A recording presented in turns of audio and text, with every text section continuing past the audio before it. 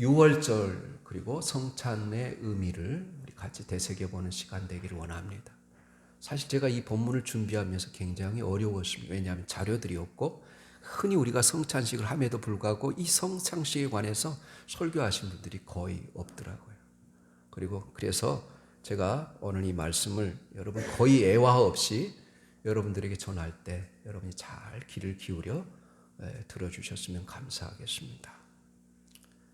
오늘 유월절과 성찬식 최후의 만찬,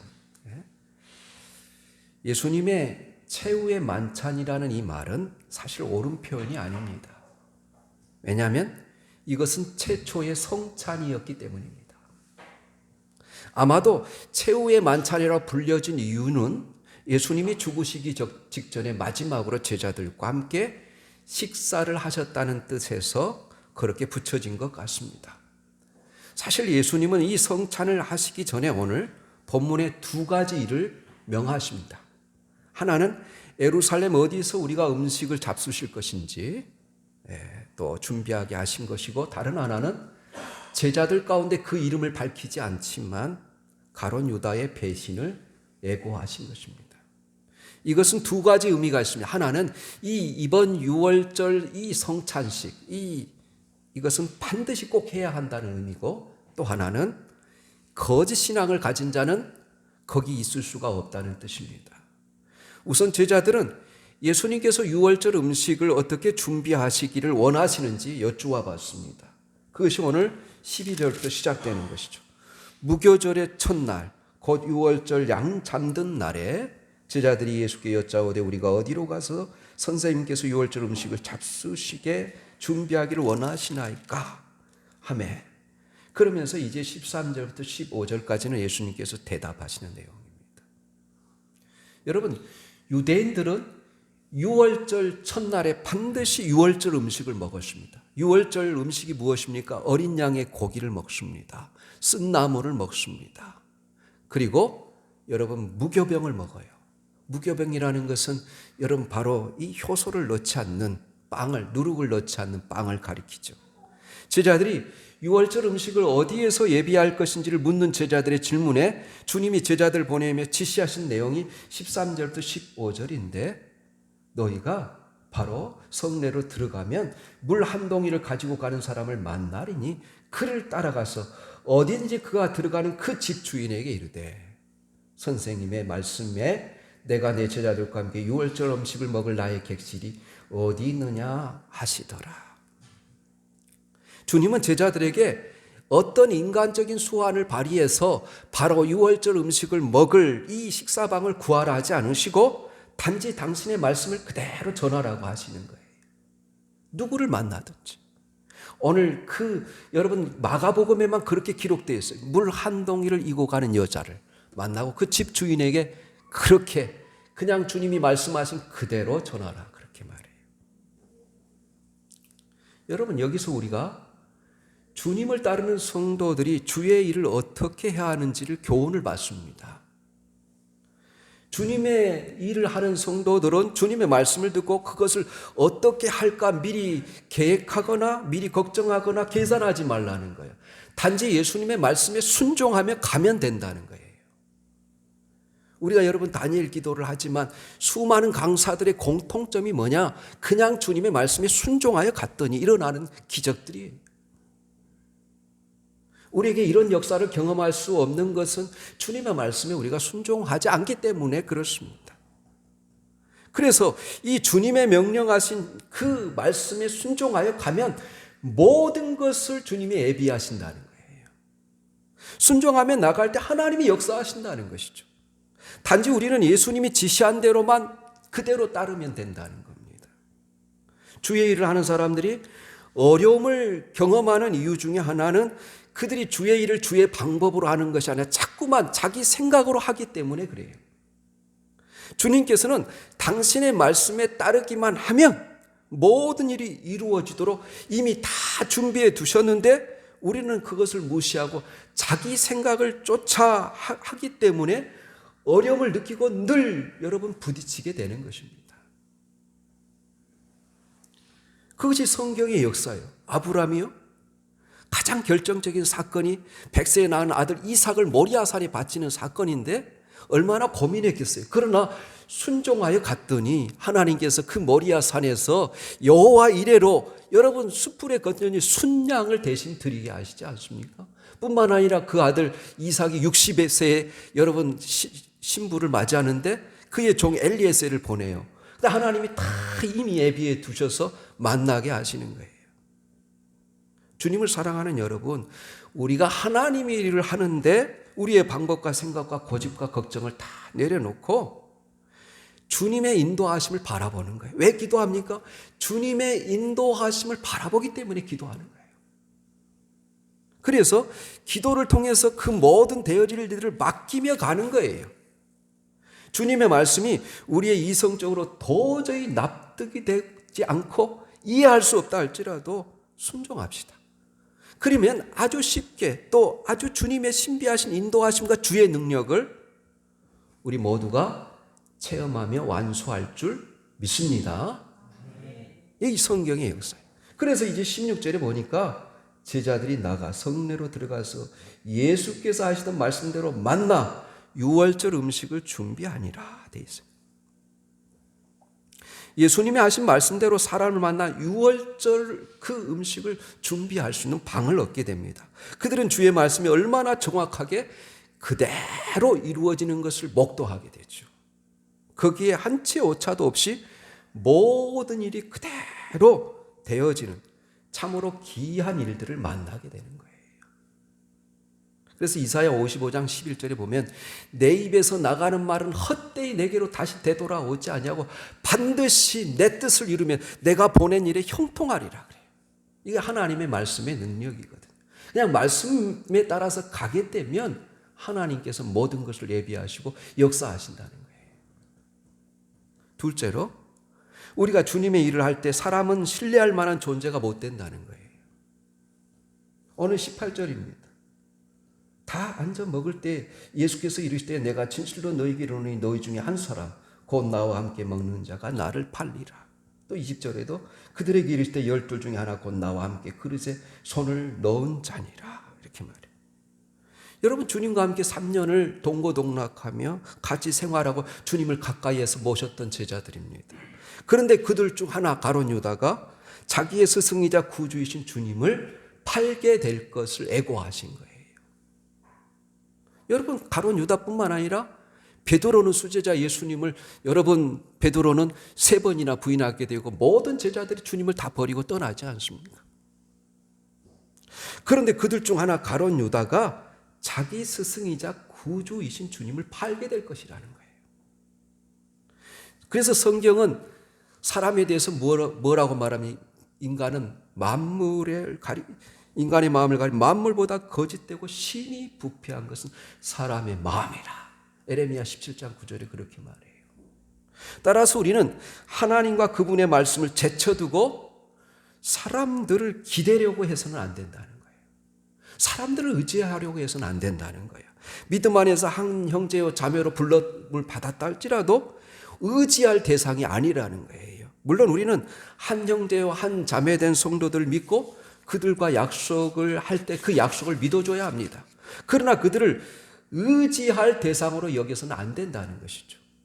우리가 믿고 의지할 유일한 대상은 누구라는 거예요? 하나님뿐이라는 거예요. 신앙이라는 것은 하나님만을 바라보고 가는 거예요. 여러분 교회에서 시험 드는 사람들이 목사를 바라보다가 시험 드는 경우가 많아요. 그렇게 여러분 앞에서 찬양을 인도하고 사람들을 주도했던 사람들도 여러분 시험에 드는 걸 보게 됩니다. 그러므로 우리는 오직 하나님 한 분만 신뢰하고 바라보고 나가는 거예요. 인간은 의지할 대상이 아니라 긍휼히 여기고 사랑할 대상임을 잊지 마십시오. 그래서 이렇게 말해요. 시편 146편 3절 4절에 방백들을 의지하지 말고 여러분 권세가 있는 사람을 의지하지 말고 도울 힘이 없는 인생도 의지하지 말지니 그 호흡이 끊어지면 흙으로 돌아가서 당일에 그 모든 도모가 소멸되리로다. 이렇게 말해요. 그래서 예수님께서 차라리 이 사람은 나지 아니하였다면 자기에게 좋을 뻔하였다. 이렇게 21절에 말을 합니다. 예수님은 이 유월절에 제자들과 마지막 만찬을 하시고 다음날 십자가에 죽으셨어요. 유월절이 언제 유래된 것입니까? 하나님은 어느 날 미디안에서 장인의 양머리를 쥐고 있는 모세를 부르시고 이스라엘 백성들을 이집트에서 구원해내라고 말씀하십니다. 모세가 이집트에 돌아가 바로에게 하나님의 명령을 그대로 전달합니다. 파라오가 그 뜻을 무시하는 바람에 10가지 재앙을 초래했습니다. 10번째는 하나님이 이집트의 모든 장자, 이집트 왕의 파라오의 아들로부터 여러분 맷돌을 가는 그 여인의 장자에 이르기까지, 그리고 모든 짐승의 초태생을 다 죽이는 재앙을 내리십니다. 그 재앙 때문에 온 나라가 초상집으로 변하게 되죠. 하지만 이스라엘 가정은 양의 피를 출입문 여러분 임방과 설주의 발음으로 이 죽음을 불러오는 천사의 재앙이 넘어갔다라는 뜻에서 유월절이라고 하지 않아요. 유월이란 말은 한자예요. 넘어갔다 뜻이에요. 바로 그 밤에 이스라엘이 이집트에서 구원받는 날, 해방되는 날. 그래서 그날은 너무 급해서 허리에 여러분 띠를 차고 급하게 무교봉을 메고 여러분 그들이 지팡이를 짚고 떠나는 거예요. 그래서 유월절은 하나님이 이스라엘을 구원하신 사건을 기념하는 절기예요. 그래서 그날로부터 1월 1일이 시작되는 거예요. 이스라엘 백성들은 신년이 언제예요? 유월절을 기점으로 새로운 달력이 시작되는 거예요.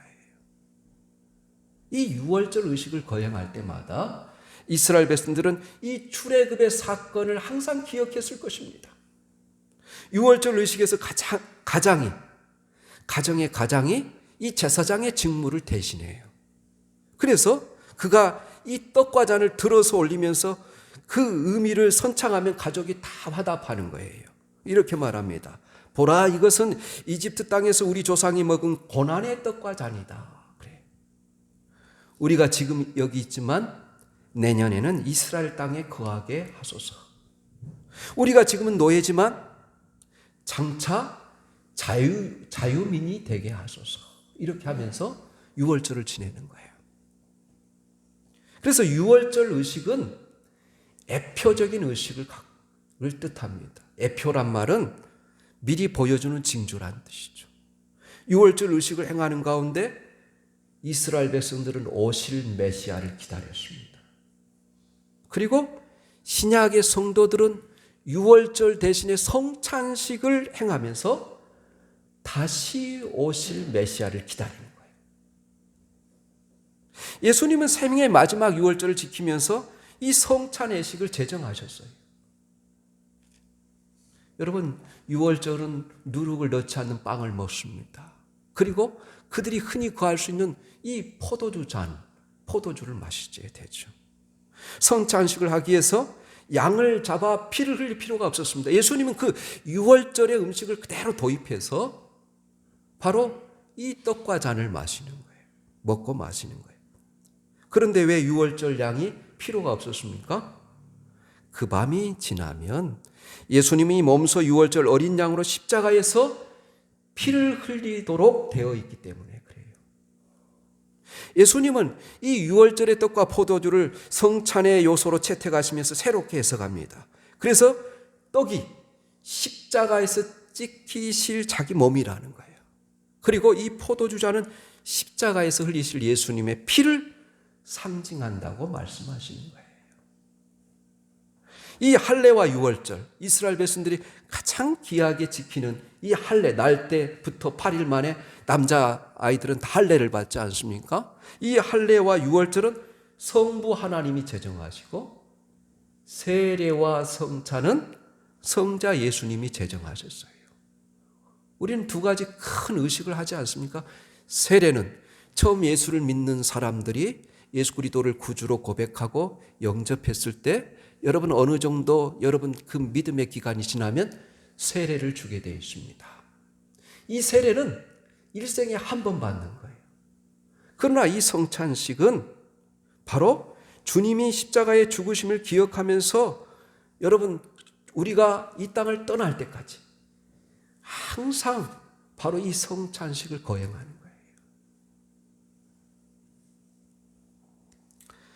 그리스도께서 여러분 하나님의 이 진노와 심판이 6월절에 넘어갔음을 기념하기 위해서 주님이 우리를 대신하여서 여러분 이 진노의 잔 바로 십자가에 죽으실 것을 기억하면서 자기가 이 땅에 오신 그 목적 그것을 여러분 말씀은 보이지 않지만 이 보이는 말씀 그러니까 성찬식을 통해서 주님이 이 땅에 오신 목적을 다 집약해서 표현해 주는 것이 우리가 성찬식이지 않습니까? 그래서 시편의 기자는 주님이 우리를 대신하여 이 진노의 잔을 마셨기 때문에 우리가 구원을 얻게 됐다는 거예요. 그래서 이렇게 고백합니다. 나는 구원의 잔을 들고 여호와 이름을 부를 것이다. 그래서 여러분 이 세례와 성찬이 이렇게 있는 거예요. 그래서 지속적으로 성찬식은 그리스도께서 다시 오실 때까지 주님의 십자가의 죽으심을 기억하며 기념하는 의식이라는 거예요. 고린도전서 11장이 여러분 성찬에 관한 것인데 11장 26절에 보면 주님이 다시 오실 때까지 주님의 죽으심을 기억하고 기념하라 그래요. 세 번째로 예수님이 이 땅에 오신 목적을 보이는 의식으로 압축해서 보여주는 것이 그리고 성찬식이고 예수님 안에 영생이 있음을 보여주는 거예요. 여러분 성찬 제정에 관한 성경 기록은 복음서에 4번 기록되어 있고 고린도전서 11장에 1번 기록되어 있어요. 그래서 5번 기록되어 있어요. 그래서 우리가 오늘 22절로 들어가 보면 그들이 먹을 때 예수께서 떡을 가지사 축복하시고 떼어 제자들에게 주시며 이르시되 받으라 이것은 내 몸이니라 이렇게 말해요. 식사를 하는 동안 예수님께서 빵을 들고 감사 기도를 드리십니다. 그리고 떼어서 제자들에게 주시면서 말씀하시기를 받으라 이것은 나의 몸이다 이렇게 말해요. 우리가 여기서 알아야 할 것은 예수님이 기도하기 전에 식탁에 놓여 있는 떡과 기도한 후에 식탁에 놓여 있는 떡은 다르다는 거예요. 여러분 그 성분과 그 맛과 색깔과 그 여러분 모든 것은 모양은 다 똑같지만 그 안에 담겨진 의미는 하늘과 땅만큼 차이가 있습니다. 곧 그리스도께서 축복하시고 떼어주신 이 성찬의 떡은 그리스도의 몸을 상징하는 것으로서 제자들은 그 떡을 먹음으로 그리스도의 몸에 같이 참여하는 거예요.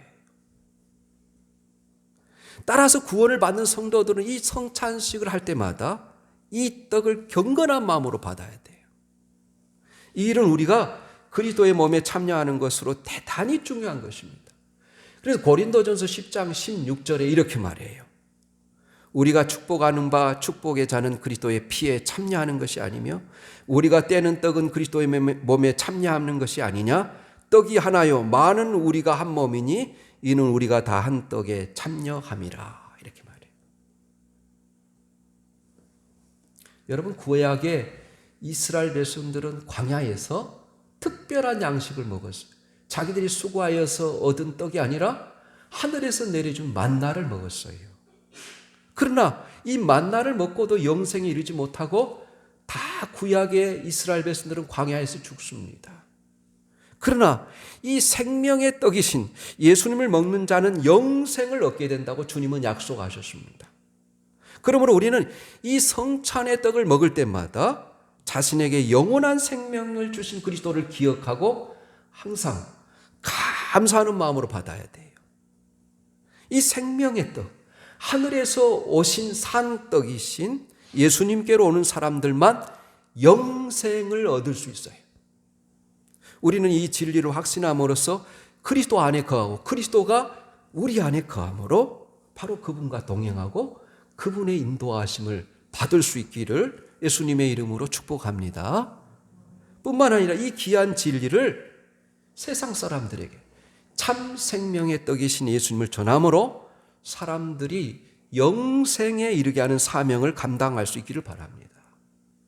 그래서 요한복음 여러분 6장 우리 53절부터 57절 말씀 찾아서 읽어보겠습니다. 이 만나 이야기를 하시면서 우리 주님이 오병이어의 기적을 일으키시고, 여러분 예수님이 자기를 어떻게 소개하는지 우리 한번 요한복음 6장 53절에서 바로 57절까지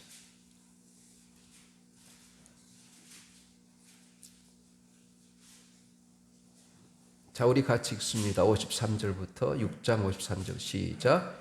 예수께서 이르시되 내가 진실로 진실로 너희에게 이르노니 인자의 살을 먹지 아니하고 인자의 피를 마시지 아니하면 너희 속에 생명이 없느니라. 내 살을 먹고 내 피를 마시는 자는 영생을 가졌고 마지막 날에 내가 그를 다시 살리리니 내 살은 참된 양식이요 내 피는 참된 음료로다.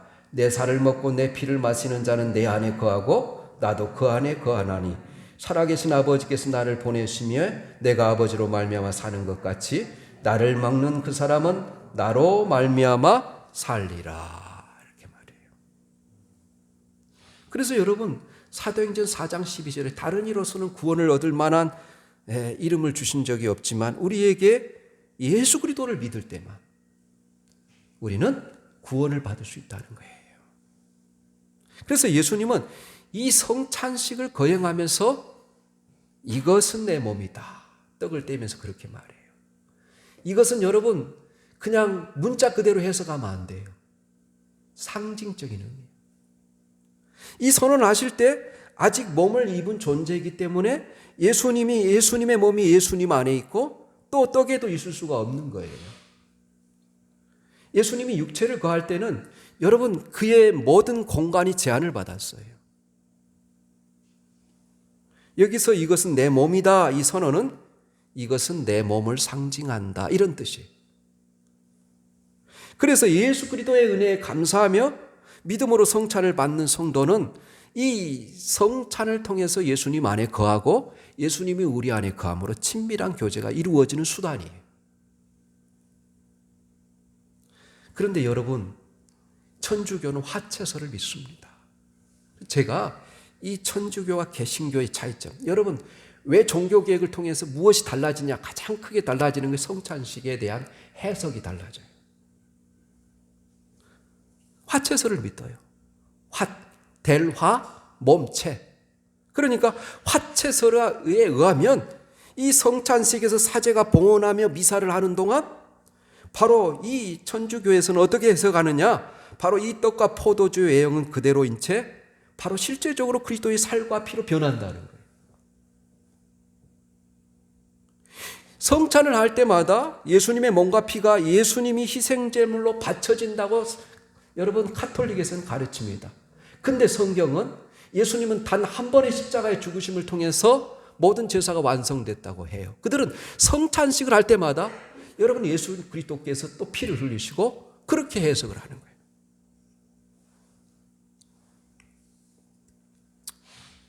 여러분 모든 성경의 기적은 다 눈으로 볼 수 있고 확인할 수 있을 때 그걸 기적이라고 그래요. 여러분 오병이어의 기적은 5천 명이 다 보았어요. 다 경험했어요. 하지만 성찬의 떡과 포도주가 그리스도의 살과 피로 바뀌는 이적은 아무도 보지 못합니다. 그런 견지에서 화채설은 성경을 벗어났을 뿐만 아니라 모든 상식과 이성에서도 벗어나는 거예요. 그래서 여러분 웨스터민스터 신앙 고백, 제가 이 성찬에 대해서 얼마나 뒤적겠어요. 웨스터민스터 신앙 고백서는 우리 개혁교회에서 믿는 신앙 고백서인데 거기서는 성찬을 어떻게 해석하는지.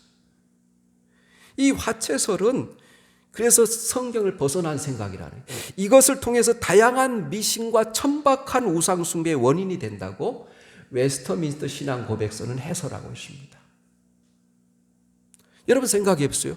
예수님이 나는 문이다, 나는 길이다, 나는 바로 포도나무라고 말할 때 실제적으로 예수님이 길이고 예수님이 여러분 문이고 포도나무입니까? 상징적인 의미죠. 비유적으로 그렇게 주님이 자기를 그렇게 해석하는 것이죠. 이 성찬식의 떡과 포도주가 자신의 몸과 피를 상징한다는 의미에서 말씀하신 것이 분명합니다. 성찬의 의의가 무엇입니까? 이 성찬은 그리스도의 몸과 피에 참여하는 상징적인 의식으로 구원의 새 언약에 우리가 언약식에 들어가는 구원의 새 언약. 그래서 이것은 내 피는 새 언약이라 그렇게 말씀하시지 않습니까? 여러분, 천주교는 사제가 미사를 통해서 그리스도의 이 떡이 살로 변할 때 무릎을 굽혔다가 일으키면서 떡을 숭배하는 것입니다. 떡 앞에서 절을 하고 애를 표합니다. 마치 떡이 그리스도가 되는 것처럼 숭배를 해요. 그리고 떡과 잔을 성찬에 참여하는 자에게 나눠주는 것은 하나님의 교회가 무려 1400년 이상 지켜왔던 관례예요. 그러나 여러분이 알아야 될 것은 로마 카톨릭에서는 여러분 떡은 받을 수 있어서 포도주는 받을 수 없어요. 이 포도주는 누구만 받을 수 있어요? 성찬식을 거행하는 그 집례하는 신부만 받을 수 있어요. 성찬식을 거행하지 않는 신부들도 못 받고 모든 평신도들은 받지를 못해요. 이것이 어떻게 성경적입니까? 우리 주님께서는 후대 사람들이 평신도에게 이 잔을 주시는 것을 금지함으로써 이 성찬의식을 훼손할 것을 미리 아셨던지 떡보다도 이 포도주에 대해서 훨씬 더 많은 해석을 하고 있습니다. 떡에 대해서는 그냥 받으라 먹으라 이 말씀밖에 없어요. 그런데 잔에 대해서는 여러분 우리가 보게 되면 오늘 다시 본문으로 가보세요. 마가복음 14장. 또 잔을 가지사 감사 기도하시고 그들에게 주시니 다 이를 마시매. 그러면서 이것은 많은 사람을 위하여 흘리는 나의 피 곧 언약의 피니라. 25절까지 잔에 관한 거예요. 내가 포도나무에서 난 것을 하나님 나라에서 새고로 마시는 날까지 다시 마시지 아니하리라. 그래요. 마태복음 26장 27절에는 너희가 다 이것을 마시라 이렇게 돼 있어요. 여러분, 우리 개혁주의는 영적 임재설을 믿습니다. 부활하신 그리스도가 성령님을 보내주셔서 이 성찬식의 떡과 포도주에 임재하신다는 거죠. 그래서 우리는 임재설을 믿는 거예요. 그래서 우리가 믿음을 통해서 그리스도의 살과 피를 먹습니다. 이 성찬을 믿음으로 받음으로 그리스도와 생생하게 연합하고 그 성찬식을 통해서 제 용서를 받았음을 확신하게 되고, 그리고 어떤 의미에서 그래서 성찬식은 신자가 몸을 땅에 둔 채 영이 하늘로 올라가 그리스도께서 주시는 이 생명 양식을 받아먹는 신비로운 순간이다, 이렇게 해석하는 사람도 있어요. 그래서 주님 뭐라 그래요? 기억하고 기념하여 지키라 그랬지. 여러분, 이 성찬식의 떡과 포도주가 주님의 몸과 살로 변한다고 말하지 않았어요. 이 식사 후 예수님은 제자들에게 나누어 주셔서 마시게 한 그 포도주를 새 언약이라 말씀합니다. 이 본문에는 새 언약이란 말이 없지만 고린도전서 11장에는 새 언약의 피라 그렇게 말해요. 그래서 24절 이르시되 이것은 많은 사람이 위하여 흘리는 나의 피 곧 언약의 피니라 그렇게 말해요. 그렇다면 여러분, 이 새 언약이라고 말했을 때 그렇다면 여러분 뭐가 전제되어 있는 거예요? 옛 언약이 있었다는 것이죠. 바로 이스라엘 백성들과 모세와 같이 맺었던 언약. 바로 그 언약은 사실 실패하게 됩니다. 왜냐하면 율법을 통해서 맺어진 언약인데 이스라엘 백성들이 하나님의 그 언약을 어김으로 말미암아 실패하게 돼요. 그래서 그 언약은 조건적인 언약이었지만 이제 주님의 그 살과 피로 맺어진 이 성찬식을 통해서 맺은 이 새 언약은 하나님의 일반적인 은혜로 우리가 누리는 여러분 그 은혜를 말해요. 주님이 다 하셨어요. 그냥 믿음으로 받아들이고 아멘 하면 되는 거예요.